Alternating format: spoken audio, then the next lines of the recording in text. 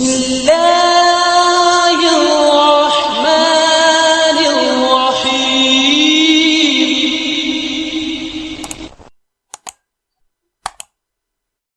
من يهده الله فلا مضل له ومن يضلله فلا هادي له ونشهد أن لا إله إلا الله وحده لا شريك له ونشهد أن سيدنا وسندنا وشفيعنا وحبيبنا وأولانا ومولانا محمدا عبده ورسوله أرسله الله تعالى بالحق كافة للناس بشيرا ونذيرا وداعيا إلى الله بإذنه وسراجا منيرا أما بعد فأعوذ بالله من الشيطان الرجيم بسم الله الرحمن الرحيم يا أيها الناس اتقوا ربكم الذي خلقكم من نفس واحدة وخلق منها زوجها وبث منهما رجالا كثيرا ونساء واتقوا الله الذي تساءلون به والأرحام إن الله كان عليكم رقيبا وقال النبي صلى الله عليه وسلم النکاح من سنتی وقال فمن رغب عن سنتی فلیس منی صدق اللہ مولانا العظیم وصدق رسوله النبی الکریم ونحن على ذلك لمن الشاہدین ومن الشاکرین والحمد للہ رب العالمین۔ محترم سامعین کرام، ابھی ہم نے قرآن کریم کی ایک آیت کریمہ تلاوت کی اور اس کے بعد اللہ کے پیارے حبیب حضرت محمد الرسول اللہ صلی اللہ علیہ وسلم کی ایک حدیث مبارکہ کا مختصر کا ٹکڑا تلاوت کیا۔ یہ آیت وہ آیت ہے جس کو ہم نے تلاوت کیا، قرآن کریم کی آیت ہے مختصر سی۔ یہ عموماً مجلس نکاح میں امام جو خطبہ نکاح پڑھتا ہے اس میں عموماً ان آیات کو پڑھا جاتا ہے، اس کے ساتھ اور بھی آیتیں ہوتی ہیں۔ اور یہ آیت کا مضمون جو ہے اس میں اللہ تعالی شانہ تمام انسانوں کو اور مومنین کو خطاب کر کے کہتے ہیں یا ایھا الناس اتقوا ربکم، اے لوگو تم اپنے رب سے ڈرو، اپنے رب کا تقوی اختیار کرو۔ الذی خلقکم من نفس واحدہ، جس نے تمہیں ایک جان سے پیدا کیا، وَبَثَّ مِنْهُمَا رِجَالًا كَثِيرًا وَنِسَاءً، اور ایک جان سے پیدا کرنے کے بعد پھر اس میں سے بہت سے مرد اور عورتوں کو اللہ نے دنیا میں پھیلا دیا۔ اور وَاتَّقُوا اللَّهَ الَّذِي تَسَاءَلُونَ بِهِ وَالْأَرْحَامَ، اور اس رحم کے واسطے سے، جس رحم کے واسطے سے تم اللہ سے طلب کرتے ہو، اللہ سے مانگتے ہو، اس رحم کا واسطہ رکھتے ہوئے تم اللہ سے ڈرو۔ جس اللہ سے تم رحم کے واسطے سے مانگتے ہو اس اللہ سے ڈرو، اس اللہ کا خوف کرو، اس اللہ کا تقوی اختیار کرو۔ ان اللہ کان علیکم رقیبا، اور اللہ تعالی شانہ تم پر نگہبان ہے، یعنی تمہارے سارے احوال سے اللہ واقف ہے، تمہاری حرکات و سکنات سے اللہ باخبر ہے، اللہ تم پر نگہبان ہے۔ ان آیات میں علماء فرماتے ہیں تقوی کا بیان ہے، اور تقوی کے مختلف معنی علماء نے بیان کیے ہیں۔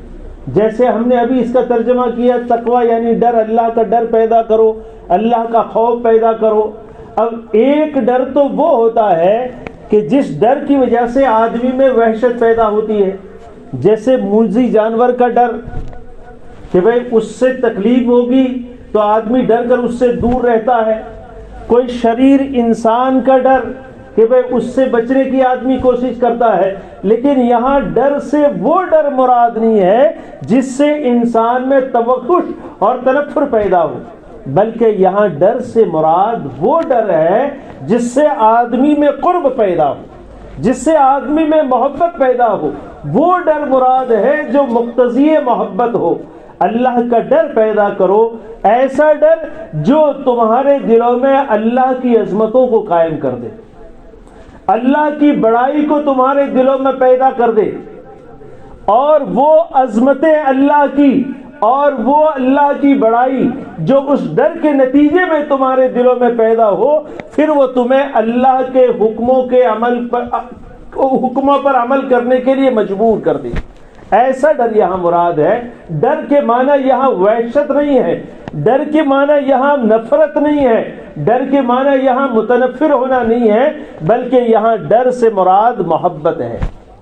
ایسی محبت جو انسان کو اللہ سے قریب کرے اور اللہ کے حکموں پر ڈال دے، اللہ کی اطاعت پر مجبور کر دے، ایسا وہ ڈر یہاں مراد ہے۔ اور اللہ تعالیٰ نے اپنے پیارے حبیب امام الانبیاء سید القونین محمد عربی صلی اللہ علیہ وسلم کے ساتھ ایک مستقل دین اللہ نے بھیجا، اور دین صرف نماز کا نام، روزے کا نام، کلمہ پڑھنے کا نام، قرآن کی تلاوت کا نام، یا مسجد میں آ کر تسبیح پڑھنا، ذکر و اذکار کرنا، بے شک یہ سارے دین کے شعبے ہیں، لیکن صرف اسی کا نام دین نہیں ہے، بلکہ دین عربی میں علماء فرماتے ہیں جمیع ما جاء بہ النبی صلی اللہ علیہ وسلم، اللہ کے پیارے حبیب حضرت محمد الرسول اللہ صلی اللہ علیہ وسلم کی تعلیمات میں جو باتیں ملتی ہے وہ ساری دین ہے۔ اگر وہ ایمان سے متعلق ہے تو وہ بھی دین ہے، نماز سے متعلق اور عبادات سے متعلق ہے تو وہ بھی دین ہے، وہ معاشرت سے متعلق ہے، آپس کے رہن سہن کے متعلق ہے، بیوی بچوں کے ساتھ، بھائی بہنوں کے ساتھ، رشتہ داروں کے ساتھ، محلے والوں کے ساتھ، معاشرہ، سماج اور سوسائٹی کے ساتھ کیسا رہنا، اس کے متعلق جو باتیں اللہ کے رسول صلی اللہ علیہ وسلم نے ارشاد فرمائی، اور اتباع نبوی کی نیت کے ساتھ ان باتوں پر اگر عمل کیا گیا وہ بھی دین ہے۔ چنانچہ حدیث پاک میں ارشاد فرمایا گیا جس کا خلاصہ ہے کہ اگر مرد اور عورت میاں بیوی دونوں ساتھ میں ایک دسترخوان پر کھانے بیٹھے ہیں اور اللہ کے رسول صلی اللہ علیہ وسلم کے اتباع کی نیت سے یا اللہ جل جلالہ وعمن والہ کی رضا حاصل کرنے کی غرض سے اگر شوہر اپنی بیوی کے منہ میں لقمہ اٹھا کر رکھتا ہے، نیت کیا ہے؟ اتباع رسول نیت ہے۔ نیت کیا ہے؟ رضا، اللہ کی رضا اور اللہ کی خوشنودی حاصل کرنا یہ مقصود ہے، تو یہ لقمہ اٹھا کر بیوی کے منہ میں رکھنا یہ بھی دین ہے، اور یہ آخرت میں نجات کا ذریعہ بنے گا، یہ ترازو میں وزن کا ذریعہ بنے گا، نیکیوں کے پلڑے کو جھکانے کا ذریعہ بنے گا یہ بیوی کے منہ میں لقمہ رکھنا۔ بلکہ اللہ کے پیارے حبیب حضرت محمد الرسول اللہ صلی اللہ علیہ وسلم نے ارشاد فرمایا آدمی اپنی بیوی کے ساتھ جائز طریقے پر خواہش پوری کرے گا، اور اتباع نبوی، چونکہ اللہ کے رسول صلی اللہ علیہ وسلم نے ارشاد فرمایا النکاح من سنتی، تو اس خواہشات کے پورے کرنے میں اگر وہ اتباع نبوی کی نیت کرتا ہے، اللہ کی رضا کے حصول کی نیت کرتا ہے، تو علماء فرماتے ہیں یہ بھی کل قیامت کے دن اس کی نیکیوں کے پلڑے کو جھکانے کا ذریعہ بنے گا۔ تو یہ ساری چیزیں تو اللہ کے پیارے حبیب حضرت محمد الرسول اللہ صلی اللہ علیہ وسلم جو باتیں آپ نے تعلیم فرمائی، چاہے وہ معاملات کے بارے میں ہو، تجارت کے بارے میں ہو، ملازمت کے بارے میں ہو، کاشتکاری کے بارے میں ہو، یہ ساری باتیں اسے سیکھنا، زندگیوں میں داخل کرنا یہ دین ہے، اور کل قیامت کے میدان میں نیکیوں کے پلڑے کو جھکانے کا ذریعہ بنے۔ چنانچہ اللہ کے پیارے حبیب حضرت محمد الرسول اللہ صلی اللہ علیہ وسلم کی تعلیمات میں، احادیث کی کتابوں میں یہ بات ملتی ہے کہ اللہ کے پیارے حبیب حضرت محمد الرسول اللہ صلی اللہ علیہ وسلم جیسے حضرات صحابہ کرام رضوان اللہ تعالی علیہ مجمعین کو مسجد نبوی میں بیٹھ کر دین کی تعلیم دیا کرتے تھے،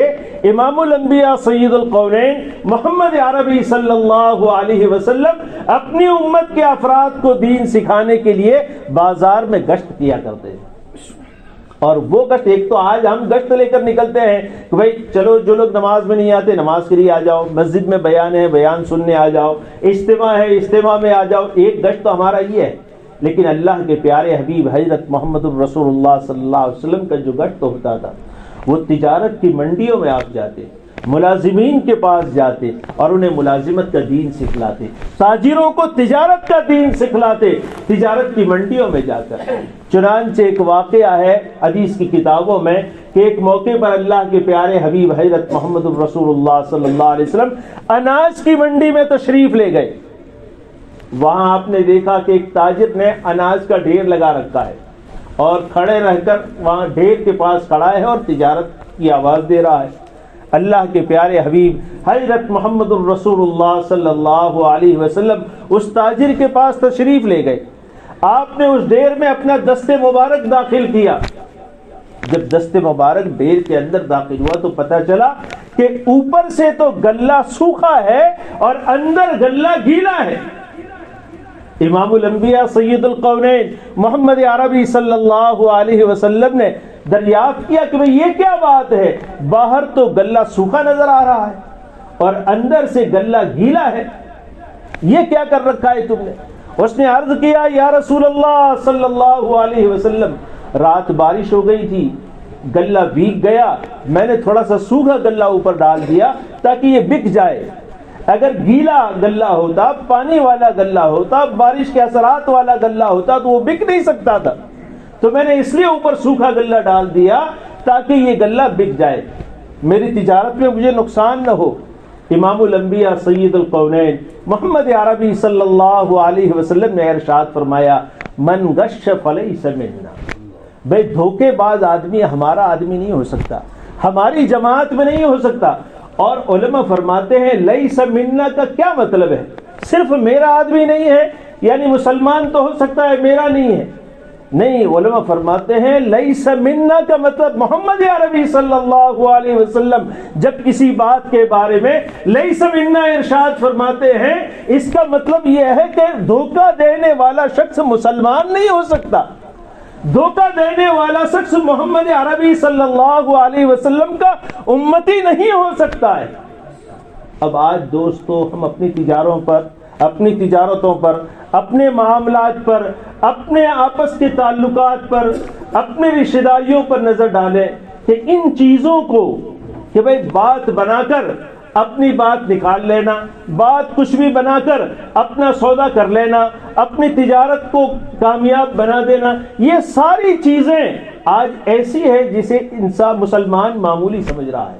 لیکن اس کے اثرات آج تو ہم خوش ہیں، اچھا کماتے ہیں، اچھا مال ہے، لیکن یہ سب کچھ کیلکولیٹ ہو رہا ہے اللہ کے، اس سب پر اللہ کی نظر ہے۔ ان اللہ کان علیکم رقیبا، جیسے سی سی ٹی وی کیمرے میں جو کچھ ریکارڈ ہوتا ہے، اللہ تعالیٰ شانہ کے سی سی ٹی وی کیمرے پوری دنیا میں لگے ہوئے اور تمہاری ہر نقل و حرکت، اچھی حرکات بھی بری حرکات بھی ریکارڈ ہو رہی ہے، اور ہر ایک کا ریکارڈنگ کل قیامت کے دن پیش کیا جائے گا، کھولا جائے گا، اس ریکارڈنگ کو ترازو میں رکھا جائے گا، نیکیوں کے ترازو میں رکھنے کے قابل ہوگا وہ چیزیں نیکیوں میں رکھی جائے گی، برائیوں میں رکھنے کے قابل جو چیزیں ہیں وہ برائیوں میں رکھی جائے گی۔ وَلَا يُظْلَمُونَ فَتِيلًا، اللہ تعالیٰ فرماتے ہیں کہ ایک کھجور کی گٹھلی پر جو ایک ریشہ ہوتا ہے، اس ریشے کے برابر بھی کل قیامت کے دن اللہ تعالیٰ ظلم نہیں کریں گے، ایک ایک چیز کا حساب ہوگا۔ وَلَا يُظْلَمُونَ فَتِيلًا، ظلم نہیں ہوگا، اور یہ ساری چیزیں پیش کی جائے گی۔ تو ہم دیکھیں اپنی تجارتوں پر، ایک موقع پر اللہ کے پیارے حبیب حضرت محمد الرسول اللہ صلی اللہ علیہ وسلم ارشاد فرماتے ہیں التاجر الصدوق مع النبیین الصدیقین، کہ سچا تاجر، سچائی کے ساتھ تجارت کرنے والا تاجر یہ انبیاء کے ساتھ ہوگا، شہداء کے ساتھ ہوگا، صدیقین کے ساتھ ہوگا، یعنی ان پر جو نعمتیں کل قیامت کے دن اللہ تعالیٰ کی طرف سے دی جائے گی، جو انعامات انہیں دی جائیں گے، انہی انعامات کے مستحق یہ سچائی کے ساتھ تجارت کرنے والے تاجر ہوں گے۔ ایک موقع پر اللہ کے پیارے حبیب حضرت محمد الرسول اللہ صلی اللہ علیہ وسلم ارشاد فرماتے ہیں الصدق ینجی، سچائی میں نجات ہے، والکذب یہلک، اور جھوٹ ہلاکت کی طرف لے جاتا ہے۔ آج ایک مینٹلٹی، ایک مزاج عموماً انسانوں کا یہ بنا ہوا ہے کہ بھائی تجارت کرنی ہے، مارکیٹ میں بیٹھنا ہے، اچھا کمانا چاہتے ہو، خوشحال رہنا چاہتے ہو، تو تمہاری تجارتیں بغیر جھوٹ کے نہیں چل سکتی۔ یہ عمومی مزاج لوگوں کا ہے، اور اچھے اچھے دیندار لوگ تجارت میں جھوٹ بولنے کو عیب نہیں سمجھتے، گناہ نہیں سمجھتے۔ حالانکہ محمد عربی صلی اللہ علیہ وسلم کا فرمان ہے، الصدق ینجی والکذب یہلک۔ سچائی میں آج اگر تمہیں نقصان نظر آ رہا ہے، گھاٹا نظر آ رہا ہے، تجارت تمہاری نقصان کی طرف جاتی ہوئی نظر آ رہی ہے، لیکن یہ نجات دلائے گی۔ اور اگر جھوٹ کے ساتھ آپ کچھ کما بھی لیتے ہیں، لیکن آدمی جب ایک مرتبہ جھوٹ بولتا ہے، پھر اس جھوٹ کی حفاظت کے لیے کہ بھئی جو یہ میں نے بات کہی ہے کبھی غلط نہ ہو جائے، اس کی حفاظت کے لیے اسے 100 جھوٹ بولنے پڑتے ہیں۔ اور بعض مرتبہ ایسا ہوتا ہے کہ ایک شخص سے کوئی اور بات کہی اس نے، دوسرے شخص سے کوئی اور بات کہہ دی، اب وہ ٹینشن میں، فکر میں رہتا ہے کہ اگر یہ دونوں کو میں نے الگ الگ بات کہی ہے، یہ دونوں اگر جمع ہو گئے تو میرے جھوٹ کا پردہ فاش ہو جائے گا۔ اس لیے اطمینان قلب جھوٹ بولنے والے کو نصیب نہیں ہوتا۔ بے چینی، پریشانی، ہر وقت ٹینشن۔ آج کل دیکھتے ہیں اچھی اچھی تجارت کرنے والے، خوب کمانے والے، مال تو ان کے پاس خوب آتا ہے، لیکن وہ حرام کے راستوں سے آتا ہے، جھوٹ کے راستے سے آتا ہے، تو سکون قلب نہیں ہوتا۔ راتوں کو نیند کے لیے بستروں پر کروٹیں لیتے ہیں، نیند نہیں آتی، اس لیے کہ جھوٹ، حرام اور ناجائز لقمے یہ انسان کو چین اور سکون نہیں دے سکتے۔ اور اطمینان قلب سچائی میں آدمی ایک بات کہے، ان سے جو کہی وہی بات ان سے بھی کہے گا، اسے کوئی فکر نہیں، چاہے یہ دونوں مل جائیں یا دونوں الگ ہو جائیں، میں نے جو کہا ہے کہا ہے، جو بات ہے سچ ہے، حقیقت واقعہ پیش کرنا، اس کا نام سچائی ہے۔ تو تاجروں کو بھی اللہ کے رسول صلی اللہ علیہ وسلم نے تعلیم دی سچی تجارت کی۔ اور اللہ کے رسول صلی اللہ علیہ وسلم، جیسے ہم نے عرض کیا کہ محمد عربی صلی اللہ علیہ وسلم مسجد نبوی میں منبر شریف پر بیٹھ کر جس طرح دین لوگوں کو سکھایا کرتے تھے، آپ بازار میں چل کر تاجروں کے پاس جا کر تجارت کا دین سکھاتے تھے، ملازمین کے پاس جا کر ملازمت کا دین سکھاتے تھے، کاشتکاروں کو ان کے باغات میں جا کر ان کا دین سکھاتے تھے۔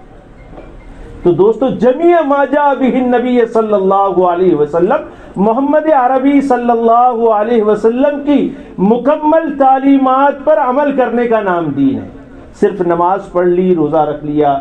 لباس ہم نے بدل دیا، لیکن اپنے حالات نہیں بدلے، تو یہ دین نہیں ہے، اور یہ چیزیں کل قیامت کے دن نقصان دینے والی ہیں۔ اور آگے اور اسی وجہ سے یہ جو تقوی کی بات ہے اس میں ارشاد فرمائی گئی اس آیت کریمہ میں، تقوی سے مراد یہی ہے کہ آدمی اپنی زندگی کے اندر محتاط رہ کر، احتیاط کے ساتھ اس طرح زندگی گزارے کہ زندگی کے تمام حوادثات سے بچ کر سیدھا اپنی منزل پر پہنچ جائے۔ بعض علماء نے تقوی کی مثال، متقی کی مثال ایک ڈرائیور کی سی لکھی ہے کہ بھئی ڈرائیور جب سٹیئرنگ پر بیٹھتا ہے تو چوکنا ہو کر بیٹھتا ہے، قریب کے اطراف کے حوادثات سے بچ کر اپنی سواری کو اپنی منزل تک پہنچاتا ہے۔ ایسے ایک مسلمان کے لیے بھی دنیا کے حوادثات سے، جھوٹ سے، حرام سے، غیبت سے اور ان تمام چیزوں سے، اللہ کی نافرمانیوں سے، سنت کے خلاف کام کرنے سے، ان تمام چیزوں سے بچتے ہوئے اپنی منزل پر آخرت تک پہنچنا ہے۔ اس کا نام تقویٰ ہے۔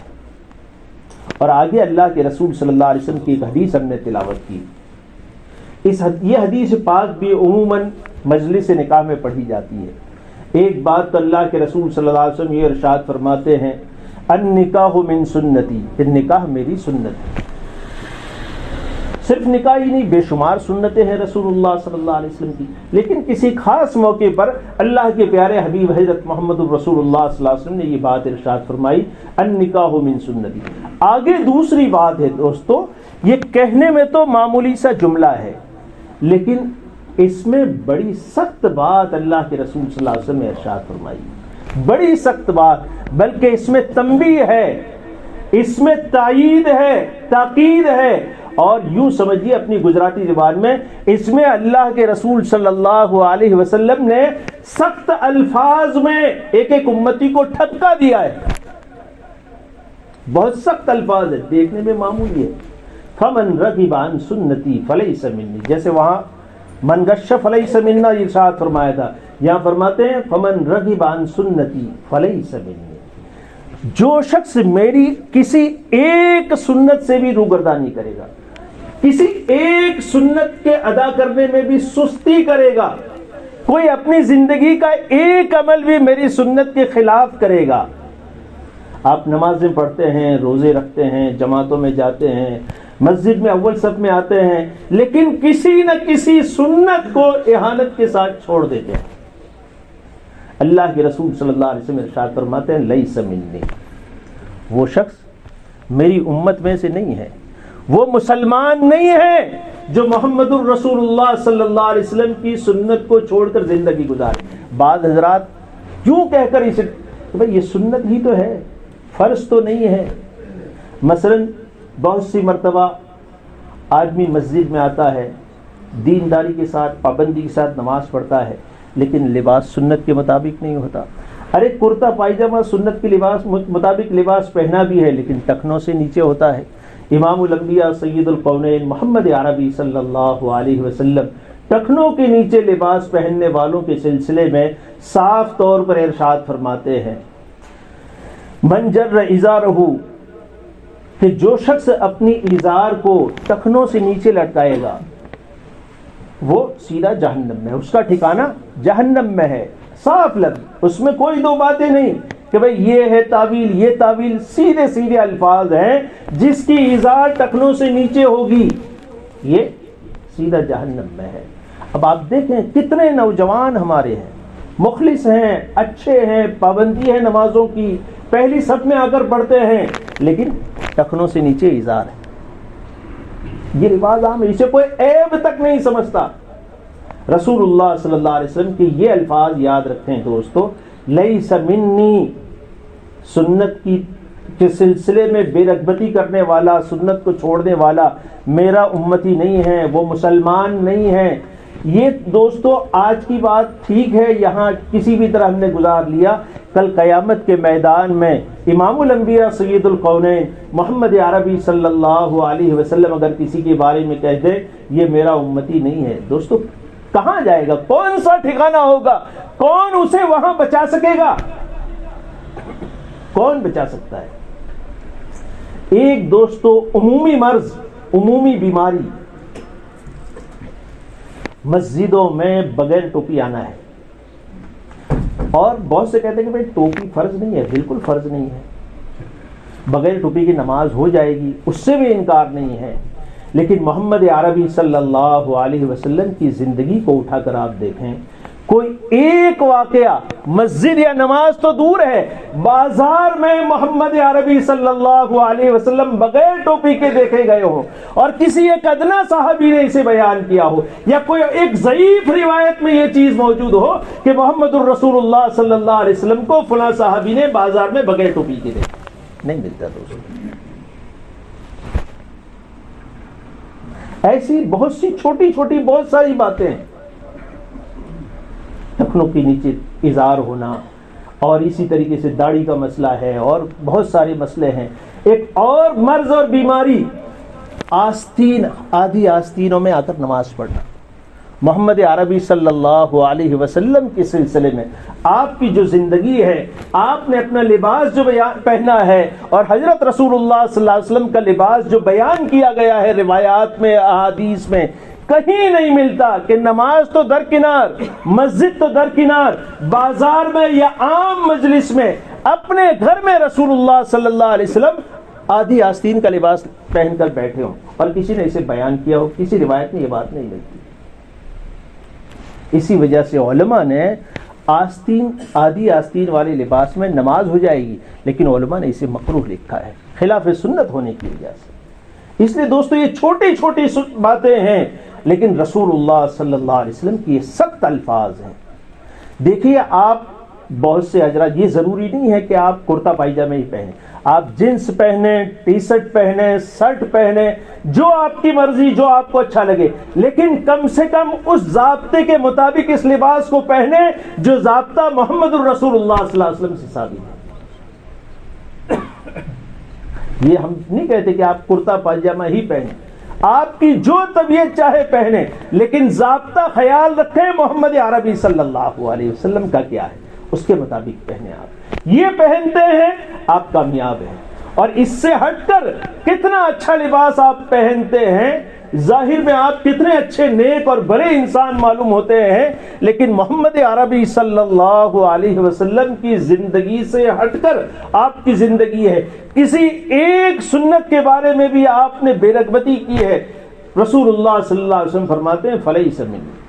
وہ میرا آدمی نہیں ہے۔ میرا آدمی نہیں ہے یعنی یا تو وہ میرا امتی نہیں ہے، وہ مسلمان نہیں ہے۔ آج دوستو دنیا میں ایک چھوٹی سی بات کہہ کر میں اپنی بات کو پورا کروں، اگر کوئی آدمی اچھا پڑھتا ہے، اچھا لکھتا ہے، ویل کوالیفائڈ بنتا ہے، کسی جگہ اس کو انٹرویو میں جانا ہے، کوشش کرتا ہے کہ بھئی کوئی ایسا شخص، کوئی ایسی لنک مجھے، حالانکہ وہ قابل ہے، کیپیبل انسان ہے، لیکن اس کی کوشش یہ ہوتی ہے کہ کوئی لنک ایسی مل جائے جو سفارش مجھے کر دے، اور وہاں اتنا کہہ دے کہ بھئی یہ اپنا آدمی، اور ویل کوالیفائڈ ہونے کے بعد اگر اسے اتنا سہارا مل جائے کہ بھئی یہ ہمارا آدمی ہے، تو یہ شخص مطمئن ہو جاتا ہے، اپنوں کو کوئی پرواہ نہیں۔ کیوں؟ کیونکہ اس بڑے آدمی نے ہمارے بارے میں کہہ دیا ہمارا آدمی ہے۔ اور اگر کوالیفائڈ ہیں آپ، اور بہت زیادہ کوالیفائڈ ہیں، ماسٹر ہیں اپنے فیلڈ کے آپ، لیکن اگر کسی نے آپ سے عداوت رکھتے ہوئے اس سے کہہ دیا کہ بھئی یہ نہیں آنا چاہیے، تو آپ کی کتنی بھی لیاقتیں، کتنی بھی قابلیتیں کوئی کام کی نہیں۔ تو محمد الرسول اللہ صلی اللہ علیہ وسلم اگر کل اللہ کے دربار میں ہم میں سے کسی کے بارے میں اگر یہ کہہ دیں لیس منی، یہ میرا آدمی نہیں ہے، دوستو کہاں ٹھکانہ ہوگا ہمارا؟ کون ہمارا سفارشی ہوگا اور کون ہمیں بچا سکے گا؟ اس کے لیے مختصر سی زندگی ہے، اس میں دوستو تقوی کے ساتھ، اللہ کے خوف اور ڈر کے ساتھ، ایسا خوف اور ڈر جو محمد عربی صلی اللہ علیہ وسلم اور اللہ جل جلالہ و عمن والہ کی عقیدت و محبت پر ہمیں مجبور کر دے، اور وہ عقیدت و محبت ایسی ہو جو آپ کی اطاعت پر ہمیں مجبور کر دے۔ ایک ایک سنت کو اہتمام کے ساتھ اور شوق کے ساتھ اور محبت کے ساتھ سیکھ سیکھ کر ہم اپنی زندگیوں میں داخل کریں اور اسے لے کر چلیں، پھر دیکھیں آپ کی زندگیوں میں کیسی برکتیں، کیسی نورانیت، لوگ آپ کو مسافر کریں گے، آپ کو عزت کی نگاہ سے دیکھیں گے، اور کیا کیا آپ کو نعمتیں اور برکتیں دنیا میں آپ کو نصیب ہوگی۔ آپ کو یہ فیلنگ ہوگا، دنیا ہی کی زندگی میں جنت کا احساس آپ کو ہوگا دوستو۔ تو اس کے لیے اہم کریں، عزم کریں، ارادہ کریں کہ انشاءاللہ اللہ کا تقوی اختیار کریں گے، وہ تقوی جو اللہ کی محبت پر، اللہ کی عظمت پر، محمد عربی صلی اللہ علیہ وسلم کی محبت اور عظمت پر ہمیں مجبور کرے، اور 100% اپنی زندگیوں میں اللہ کے اوامر کو، احکامات کو، اور رسول اللہ صلی اللہ علیہ وسلم کی نورانی اور پاکیزہ سنتوں کو داخل کریں گے، اس کے ساتھ زندگی گزاریں گے۔ وآخر دعوانا ان الحمد للہ رب العالمین۔